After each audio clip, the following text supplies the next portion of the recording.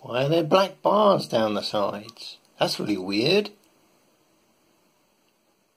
Hello and welcome to the Echoes of the Past player card breakdown.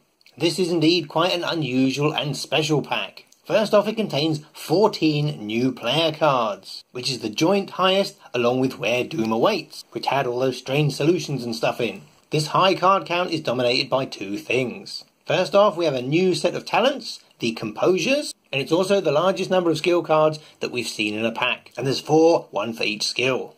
Because the new talents are assets, this is the dominant card type in this pack, with more than half, 8 of the 14 cards being asset cards. As we've seen, there are 4 skill cards, and that only leaves room for 2 events, one for the Guardians and one for the Seekers. Experience-wise, only the new talents are experience cards, and they're all 1 pip. Meaning that you will see investigators running more than one class of these, particularly the core box ones and some of the new Carcosa ones, but obviously not the Dunwich ones. Another record is this looks to be the cheapest pack ever, with 4 cards having no cost, 1 having 0 cost, and 7 1-cost cards. And the most expensive are a pair of 2s. This is probably the least the Mystics have ever spent on cards. Amazing!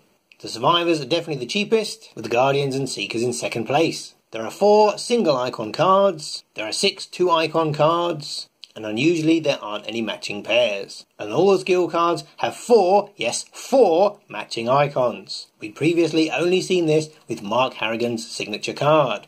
Willpower has the most with 10 icons, and every class gets new willpower icons, with both the survivor cards having willpower icons. Next is the combat skill with Next is the combat skill with 9. Both Seeker and both Guardian cards have combat on. Looks like the Seekers are rolling up their sleeves. Then we have Intellect with 7 icons, spread across only 4 cards. And bringing up the rear is Agility with only 6 icons, 4 of which are on a single card. And there are no wild icons, none, not a sausage, which again makes this pack unusual. This is also the fastest pack ever. Oh, did you see it? That was quick. But there are 7 fast cards in this pack, which is probably more than some deluxe boxes, and it is all due to those talents. Item-wise, there are only 2, with just a single weapon for the rogues, and unusually, it gives you +1 damage without having to succeed by 2 or more. Another unusual feature is the lack of spells. Total lack of spells. The only mention is on the Mystic Composure card. There is only 1 ally, and that goes to the Mystics, who can always use more allies. But if this is your first expansion, i.e. you didn't pick up the Dunwich box, you are going to be seriously lacking in allies and ways to absorb damage. Thank goodness for Mr. Porterson, the cherished keepsake, who does actually appear to be a leather coat turned inside out. What a shame he takes up the accessory slot, because survivors are attached to their rabbit's foot and their lucky amulets. Slot-wise, we only have 3 cards that take up slots, and they're evenly spread amongst accessory, hand, and ally. The mini-theme is obviously the Composures, which are cheaper than the original skill boosters, but they aren't permanent. They are fast, but they do cost XP and are quite fragile. The first thing to look at on the Composures is the Stipulation Limit 1 Composure in play. So you can have more than 1 in your deck, but you can only have 1 in play in your asset area at a time. And all limits are per investigators. So every investigator playing could have a maximum of 1 Composure in play. Once they're in play, you don't get to discard them voluntarily. They don't take up a slot, so you can't bump them out with something of a similar slot, and you can't play another Composure over the top.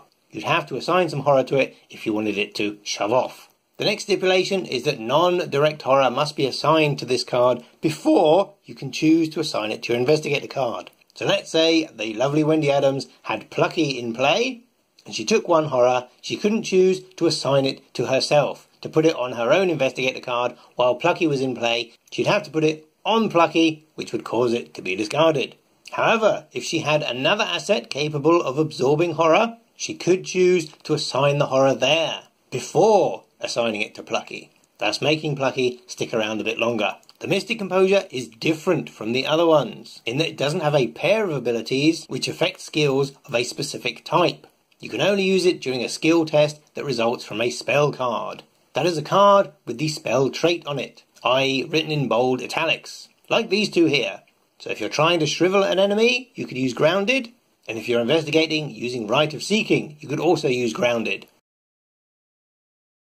What's an escapologist? An escapologist is someone who studies the end of the world from a religious perspective. particularly as it's described in the Bible. So it's concepts such as the apocalypse, the end times, the second coming and the rapture. He's a gloomy fellow, isn't he? Well, with a name like Renfield, what would you expect?